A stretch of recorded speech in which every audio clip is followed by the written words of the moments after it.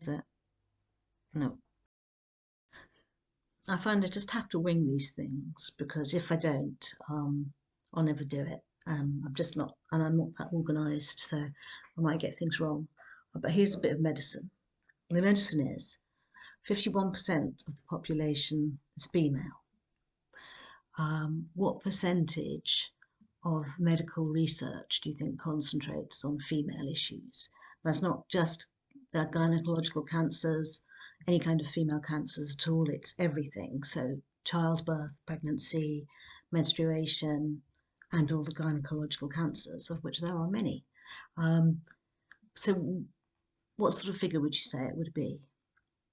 I'll tell you, it's 4%. 4%.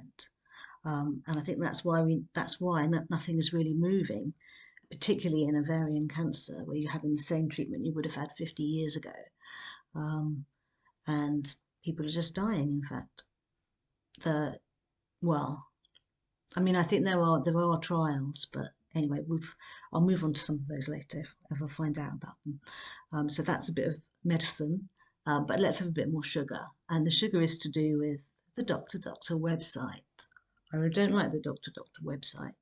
It's the one I'm asked to visit to check my appointments. I think the title's really naff.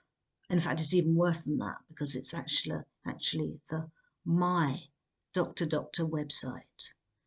Anyone who reads my blogs will know how I feel about this childish need to put my or our or to personalize everything with the possessive pronoun like this.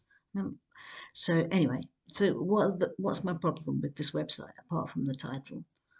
Well, one, this is a minor quibble, but it reminds me of an irritatingly catchy Thompson Twins song.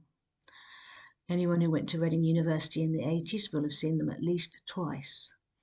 I can guarantee you that if you have seen them, or if you do know the song, you will now be singing it. Their first single, Perfect Game, was a much better song.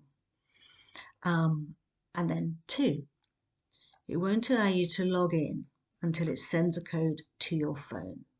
So, not to carp, but if I was 75 and didn't have a computer, I'd be stuck.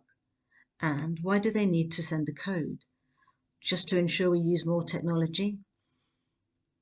Just to give someone else more details that can be lost when they're hacked? But who would be accessing a website to look up my hospital appointments?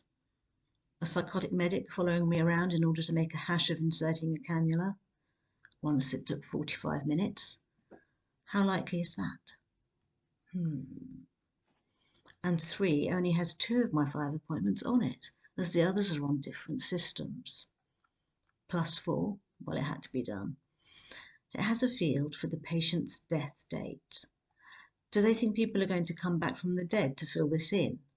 I mean, I'm a conscientious person, but even I draw the line at that. I mean, what can I do?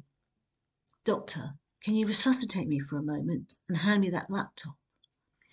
Make sure my phone is handy, as I will need to get a code. Or do they imagine a grieving relative will be anxious to update the patient's status? It's just really bad, okay? Anyway, that's it on the Dr. Doctor site. And I'm going to